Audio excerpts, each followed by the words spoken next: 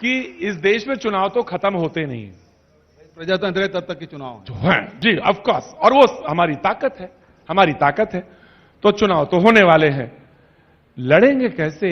वो तो कहते हैं उनके पास अभी जब यहां आएंगे तो राम मंदिर भी दिखाएंगे, उनके पास और तमाम सारे ज्ञान व्यापी वाला राम मंदिर, उनके पास कार्ड में दिखाने के लिए कि भाई ये हो रहा, तुष्टीकरण हो रही है, तो हमारे पास हनुमान।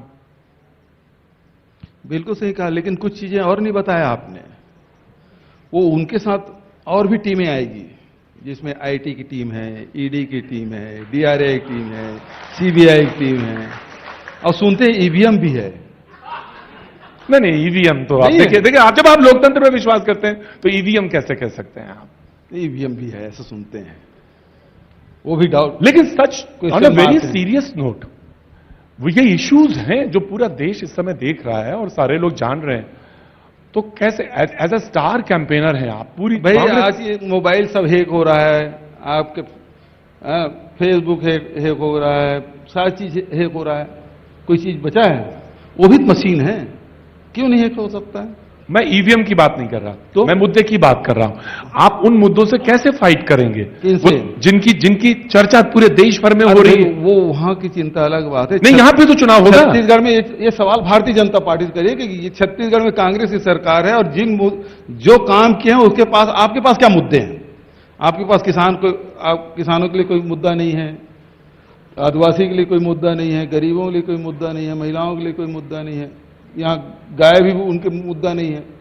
राम मंदिर तो है, राम वनगमन पर्यटन पथ हमने बना दिया, 15 साल की सरकार थी, एक ईंट तक नहीं रखे, उनके पास वो मुद्दाहीन है। भाजपा जब पिछली बार हारी थी तो बोलती मैनिफेस्टो की वजह से हार गई। आप लोगों का जो मैनिफेस्टो बड़ा मस्त था, और कितने आपको लगता है वादा पूरे हो गए उसमें? वो भी एक चर्चा रहती। करीब 80% के आसपास वादे हमने पूरे कर दिए। कौन कौन से आपको प्रमुख जिनको लगता है? प्रमुख रूप से देखिए, हमने ऋण माफी कहा था, 25 रुपए क्विंटल में धान खरीदी की बात कही थी हमने,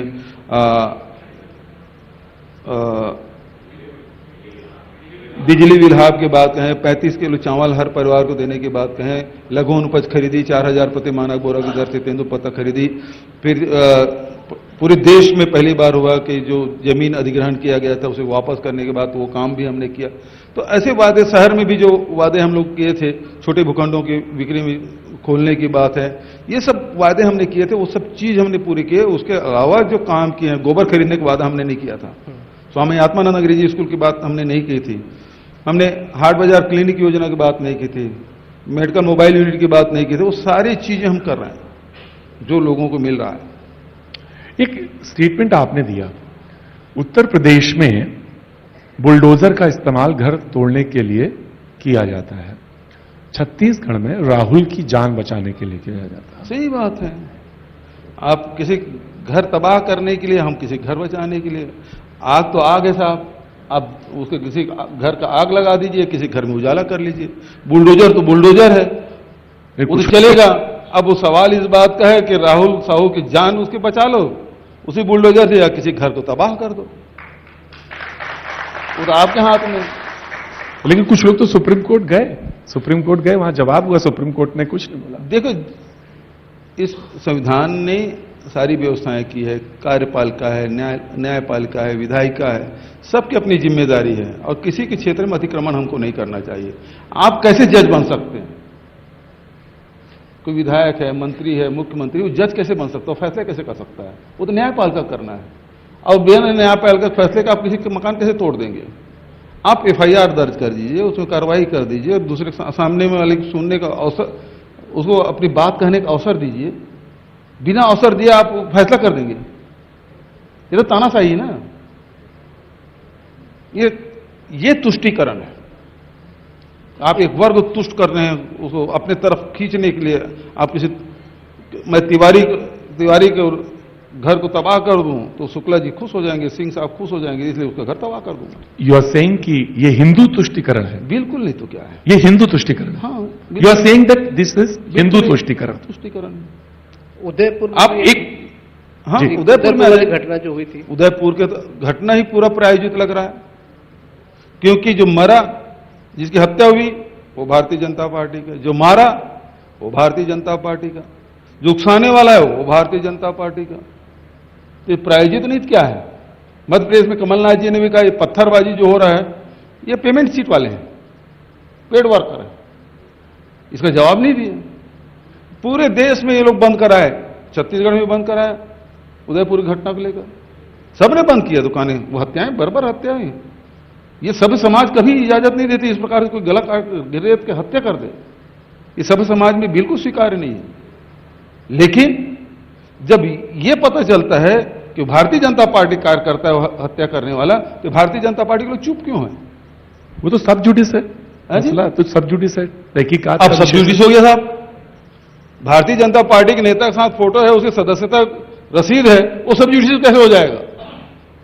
उसमें बंद कराने समय सब जुडिस नहीं था।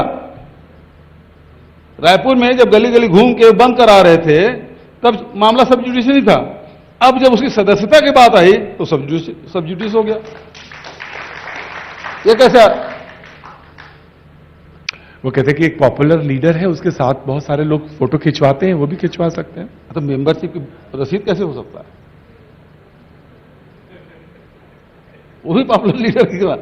तो आखिर देखो ये पूरा षड्यंत्र चल रहा है। जब जब भी ऐसा मौका आता है तो लोगों की भावनाओं के साथ, मैं शुरू में बोला कांग्रेस जो है लोगों को अधिकार संपन्न बनाने का काम करती है। छत्तीसगढ़ में कांग्रेस की सरकार है, लोगों को जेब में पैसा डालने का काम कर रही है। भारतीय जनता पार्टी वो शक करती है, खींचती है पैसा, पेट्रोल डीजल रसोई गैस खाद की कीमत बढ़ा के, उसी प्रकार से भावनात्मक शोषण करके ये सरकार बनाती है। एक बड़ा मुद्दा जो हमेशा चर्चा में रहता है, जिसमें आप लोगों को काफी नुकसान हुआ था, झीरम का। झीरम की जांच को लेकर अभी भी सब इंतजार कर रहे हैं, वो बार बार अटक जाती है। सीधी बात है कि झीरम की जांच को कौन प्रभावित कर रहा है? सेंट्रल गवर्नमेंट एनआईए उसके अधीन में, वो जांच कर नहीं रही। हम मांग रहे हैं, वो जांच हमको दे नहीं रहे, केस को हमको वापस नहीं कर रहे हैं। कोर्ट में जाते हैं तो भारतीय जनता पार्टी के लोग खड़ा होकर बोलते हैं इसकी जांच नहीं होनी चाहिए। क्यों जांच नहीं होनी चाहिए? उसकी सरकार खड़ी हो जाती है। दूसरा एफआईआर करो तो उसमें सरकार उसके वकील खड़े हो जाते हैं, इसमें नहीं होना चाहिए।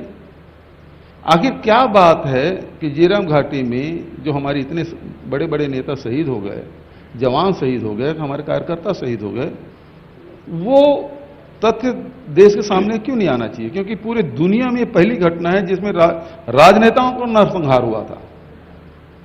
वो तथ्य जनता के सामने क्यों नहीं आना चाहिए? तो भारतीय जनता पार्टी की जो सरकार है वो रोकती क्यों है? सवाल तो इस बात का है। तो आप सरकार में है? ये नहीं है, मेरे अधीन नहीं है ना, राज्य सरकार के, भारत सरकार के अधीन में है। जांच तो वो कर रही थी। अब वो जांच कंप्लीट कर ली तो हमने कहा उसको भाई तुम्हारी जांच में कुछ हुआ नहीं, निकला नहीं, है ना। जो वहां थे यशी ठाकुर वहां उस झीरम घाटी में थे, वहां उसके शरीर में अभी भी नक्सलियों के चलाए हुए गोली और उसके छर्रे उसके शरीर में है। ऐसे बहुत सारे लोग हैं जो वहां झीरम घाटी में थे, लेकिन आज तक इन लोगों से पूछा तक नहीं एनआईए ने। यदि कोई घटना घटती है और जो चश्मदीद गवाह है जो घटना स्थल में था, ये इनके जांग में गोली लगी, सुरेंद्र शर्मा जी उस गाड़ी में थे, पीछे की सीट में बैठे थे। वो जैसे वो बीच वाले सीट में आने की कोशिश कर रहे थे, उसी में गोली चली, उसकी जांग को आर पार छेद दिया। गोली खाए हुए व्यक्ति सामने बैठे हैं। कितने लोगों से एनआईए ने पूछताछ की? मतलब कोई घटना घटती, साधारण थानेदार भी, थाना क्षेत्र में कोई घटना घटती, थानेदार जो दोनों पक्ष सुनते हैं, वहां जो घटना में स्थल में रहते हैं उनसे उनकी सूचीबद्ध करते हैं, उनसे पूछताछ करते हैं कि घटना किस प्रकार से घटी। यहां तो जो प्रभावित हैं उनसे तक, अभी हमारा राज्यसभा सदस्य फूलोदेवी नेताम, वो भी उस घटना में थी, आज तक एनआईए उसे पूछताछ तक नहीं की है। 2013 घटना, 2022 9 साल बीत गए, लेकिन आप जो घटना स्थल में थे उनसे पूछताछ नहीं की, तो निष्कर्ष हम कैसे पहुंचेंगे? इसका मतलब क्या है? प्रधानमंत्री जी ने धमतरी में कहा था 15 दिन के अंदर में जो अपराधी है वो जेल के शिक्षकों के पीछे रहेगा। अब 15 दिन तो आप बोल दिए साहब, 9 साल बीत गए, कहां है ये? नहीं, इतनी बड़ी एजेंसी है। पुलवामा में तो वो जवान हमारे शहीद हुए, वो 350 किलो RDX आया कहां से, वो भी नहीं बता पाई साहब। यही कहते हैं वो कि आप देशभक्ति पे, राष्ट्रवाद पे सवाल खड़ा करते हैं। लो भला, हमारे जवान शहीद हो गया, जवानों की जान चली जाए और सवाल भी न करें। वो जवान हमारे भी हैं, सबके हैं, देश के हैं, बिल्कुल, नो डाउट, है ना जी। और उसके एक जवान तैयार करने में देश के कितना खर्च होता है, और उसकी जान चली जाए, उसकी भरपाई कभी हो सकता है? नहीं, नेवर। और उसकी जान ऐसी चली जाए तो सवाल तो खड़े होंगे ना। जी मुख्यमंत्री जी, हाँ जी। एक जहां भी कहीं आप जाते हैं, एक डायलॉग की बड़ी उम्मीद सभी को होती है। मैं चाहूंगा कि आखिरी में वो डायलॉग आप जरूर बोले, और मेरे ख्याल से आप सभी सुनना भी चाहते हैं। भैया जी कहीं, अरे नहीं कौन सा वाला डायलॉग भाई?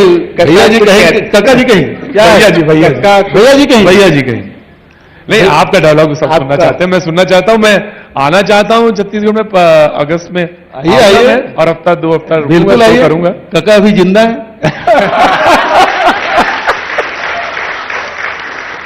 ये अच्छा था, एक बार खड़े होके कहिए, ये तो बहुत ही बढ़िया था। प्लीज प्लीज मैं बोलता हूं अपना डायलॉग, हाँ। आप अपना डायलॉग चलो बोलिए।